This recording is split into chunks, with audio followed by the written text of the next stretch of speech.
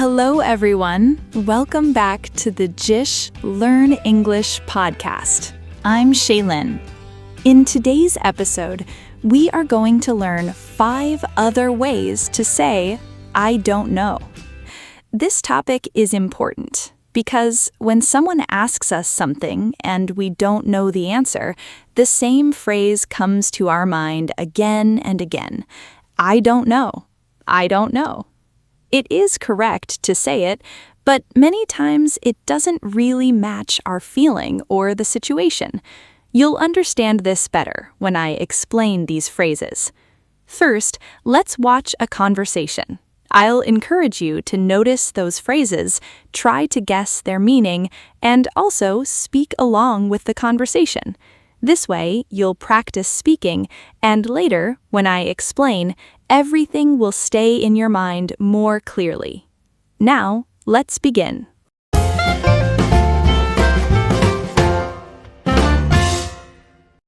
Hey, do you know what time the team meeting starts today?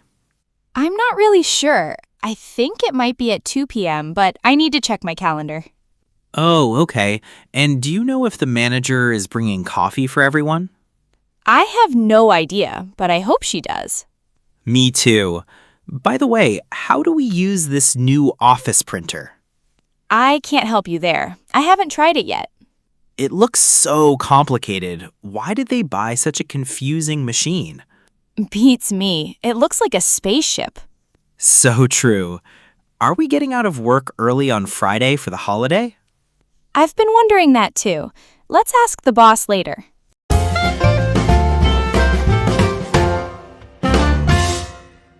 All right. So in the conversation, Tom asked Lisa several questions, and Lisa didn't know the exact answers.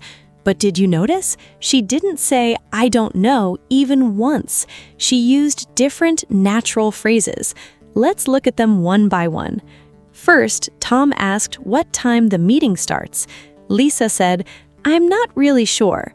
We use this phrase when we have a little idea or a guess, but we are not 100% confident. It's a soft and polite way to answer. You can use this with anyone, your boss, your teacher, or your friends. For example, if someone asks, will it rain tomorrow?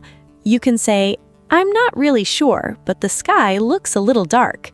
Next, Tom asked if the manager was bringing coffee. Lisa said, I have no idea. You can also say, I have no clue. We use this when we have zero information. We know nothing about it. It is a bit stronger than I'm not really sure. For example, if someone asks you about something you have never seen or heard about, you can say, I have no idea. It sounds very natural in daily conversation. Then, Tom asked how to use the new office printer. Lisa replied, I can't help you there. We use this when someone needs help, but we don't have the knowledge or the skill to help them. It shows that you understand their problem, but you cannot give the answer. For example, if someone asks you how to fix a computer and you don't know, you can say, I'm sorry, I can't help you there. After that, Tom asked why the company bought such a confusing printer. Lisa said, beats me. This is a very casual phrase. Use it with friends, family, or close coworkers, but not in formal situations. It simply means, I have no idea. For example, if your friend asks, why is the traffic so bad today? You can just say, beats me. Finally, Tom asked if they were leaving work early on Friday. Lisa said, I've been wondering that too. We use this when we have the same question in our mind. It means you also want to know the answer. For example, if someone asks, will the test be difficult? And you are thinking the same thing, you can say, I've been wondering that too. So today, you learned 5 natural ways to say, I don't know, without always using the same words. You can say, I'm not really sure, I have no idea, I can't help you there, beats me, and I've been wondering that too. Now it's your turn to practice.